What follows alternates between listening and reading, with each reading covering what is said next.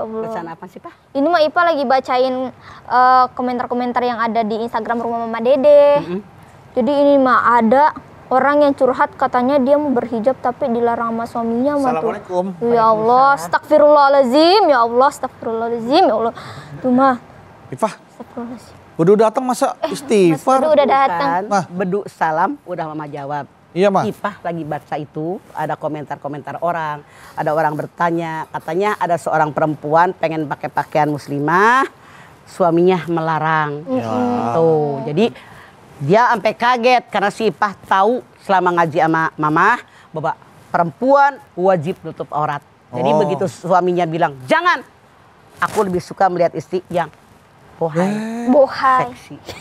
Istighfar. Hanya istighfar. Kirain pas Bedu datang, Ipah istighfar kan kesannya Bedu ujian hidup gitu. Kalian gitu Mas Bedu. Tapi ya udah, sebelum kita lanjut untuk pengajian Mas, sebelum mulai kita pembukaan dulu yuk Mah, opening. Bukan SEA Games kali ya, bukan. Opening gitu maksudnya. Ya, kita buka dulu acara ini. Mama mau ikutan buka? Ikutlah sekali-kali di sini. Mama apa nggak koreografinya? Ya, ayo ada Bawi, siap ya musiknya ya. Kita nyanyi bersama.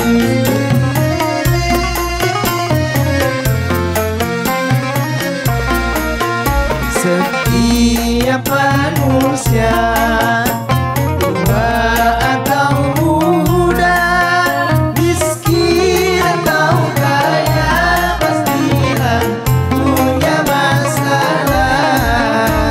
Tapi semuanya kan membawa hikmah. Itulah ujian dari Allah yang kuasa.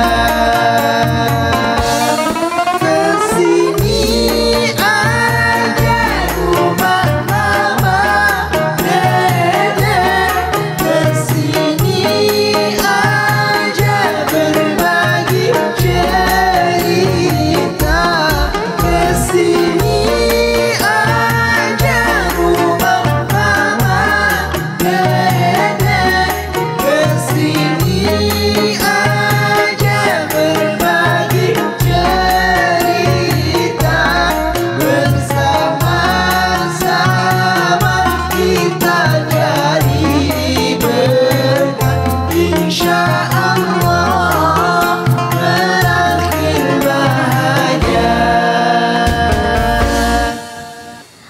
Assalamualaikum warahmatullahi wabarakatuh. Waalaikumsalam warahmatullahi wabarakatuh. Kita kembali bertemu di acara kesayangan kita, tentunya di rumah Mama. Dede.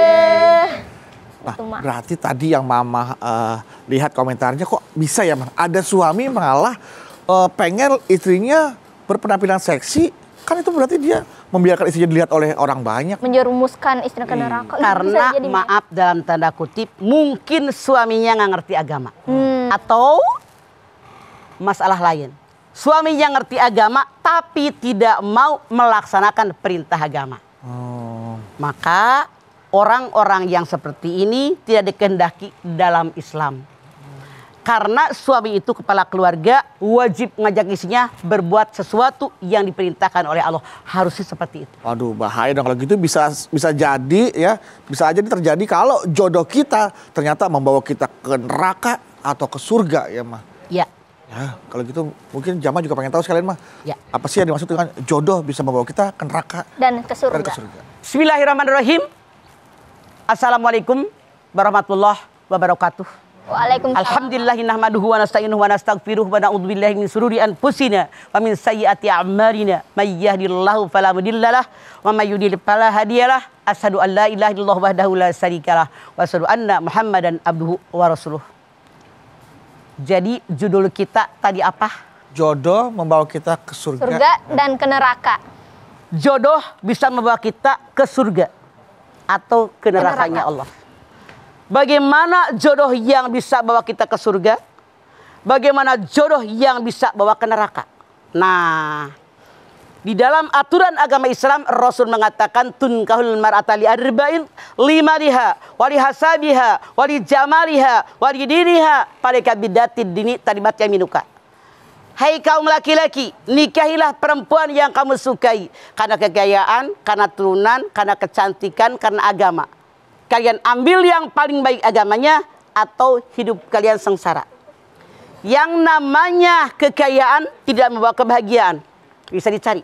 Ya. Yang namanya turunan tidak memberikan kepada Anda, walaupun menikah dengan dia tidak akan berpindah tumenak. Raden. Yang namanya cantik ada saatnya pudar. Tapi yang namanya agama semakin digeluti, semakin baik, maka inilah yang mengarahkan ke dalam surganya Allah. Karena apa? Kalau Anda punya istri yang ngerti agama, pasti kalau suaminya belum sholat, ajarin sholat. Kalau istrinya belum sholat, diajarin sholat. Kalau suaminya sholatnya nggak di masjid, disuruh sama istrinya ke masjid. Kalau suaminya belum ngerti tentang agama, diajak untuk ngaji, dipanggilkan guru ngaji, dimasukkan ke dalam kelompok-kelompok pengajian. Bapak-bapak sedang banyak, emak-emak banyak. Tuh, kalau ngerti agama. Tapi kalau masing-masing tidak mengerti agama, bagaimana akan mengajak pasangannya kepada agama yang benar? Bagaimana mengajak pasangannya kepada aturan agama yang mengajak ke dalam surganya Allah? Makanya, kalau kita sebagai orang tua, anak kita akan melamar. Dilihat dulu tuh. Kalau kata orang Jawa, lihat bibit, bebet, bobot. Baru dibabat. Oh, ya. Lihat dulu bagaimana kelakuan orang tuanya. Bagaimana agamanya. Bagaimana ibadahnya. Bagaimana sholatnya. Bagaimana baca Qur'annya. Lihat dari keluarga dekat, sahabatnya, tetangganya, mereka pasti tahu. Kenapa tetangganya, kerabatnya, sahabatnya? Karena gini. Kalau kita pengen mengenal dekat seseorang, bareng minimal 3 hari 3 malam. Baru punya teman. Kalian punya sahabat. Kalau teman sekedar ketemu di kantor, boleh jadi di kantor dia manis. Di luar belum tentu. Benar. Kalau Anda kenal hanya seseorang di suatu tempat doang, tanpa tahu bagaimana sehari-hari, nggak bakal tahu kelakuan buruknya. Coba, orang yang pacaran pakai baju paling bagus, ngomong paling manis, kelakuan di pokoknya biar yang menarik. Begitu menikah aslinya kelihatan. Nah, biar kita pengen tahu aslinya, Rasul mengajarkan kalian lihat 3 hari 3 malam bareng nginep sama dia. Contoh, Rasul bilang di masjid, sebentar lagi penghuni surga akan lewat. Ternyata yang lewat ini orang biasa. Nggak keren, bukan pejabat, bukan orang kaya, biasa. Apa dia nih, kata para sahabat. Besok Rasul bilang lagi, sebentar lagi ahli surga akan lewat. Seret, ternyata dia lagi. Kaget mereka, apa sih istimewa ini orang? Besok lagi 3 kali. Mereka bertanya-tanya, benar apa dia ahli surga? Seorang sahabat penasaran, dia pergi ke rumah orang tadi, dia bilang, Assalamualaikum Pak. Saya ini berantem dengan keluarga saya sehingga saya tidak tempat tinggal sekarang. Bolehkah saya nginep di rumah Anda, numpang selama saya tidak pulang ke rumah? Kata bapak yang baik tadi, boleh. Dia nggak tidur, diperhatiin. Ini orang ibadahnya bagaimana sampai Nabi 3 kali mengatakan dia penghuni surga. Sehari semalam nggak ada perbedaan. 2 hari 2 malam nggak ada kelebihan, nggak ada keistimewaan sampai 3 hari 3 malam. Dia bilang begitu doang ya ibadahnya. Gue bisa cara penghuni surga. Dia penasaran, Pak, maaf. Sebetulnya saya tidak berantem sama keluarga saya. Tidak diusir oleh orang tua saya. Tapi 3 kali Rasul mengatakan bahwa Andalah penghuni surga yang paling baik. Apa sih keistimewaan Anda? Tahajud biasa saja, nggak terlalu istimewa. Sembahyang duha biasa saja, puasanya biasa saja, sedekahnya biasa saja. Kenapa? Itulah yang kamu lihat, itulah saya. Tidak punya keistimewaan sedikit pun dalam diri saya. Udah. Ini sahabat tadi udah mau pulang. Balik lagi. Pak, apa sih keistimewaan Bapak sebetulnya? Baru orang tadi menjawab, saya tidak pernah iri dengan orang lain. Apapun yang mereka miliki, saya mensyukuri nikmat saya. Itu ternyata calon penghuni surga. Pertanyaannya, kita pernahkah punya rasa iri dengan orang? Pernah. Bahkan sering mah. Jadi kalau kita punya pasangan, yang suka iri dengan orang lain, iri dengan saudara, iri dengan ipar, jauh dari sorga. Wala tatamannau ma faddalallahu bihi ba'dakum ala ba'din. Lirrijali nasibum mimma iktasabu walin nisa'i nasibum mimma iktasabna. Jangan iri hati dengan karunia yang Allah berikan kepada orang lain. Laki-laki punya bagian dengan apa yang dia usahakan, perempuan punya bagian dengan apa yang diusahakan. Jangan iri, udah masing-masing jatahnya, nggak bakal keliru rezeki. Iya, Ma. Orang yang tidak pernah iri dengan rezeki orang, dengan karunia yang Allah berikan kepada orang, itu jatahnya surga. Makanya yang namanya suami sebagai kepala keluarga, arahkan istri kalian biar nggak iri dengan rezeki orang.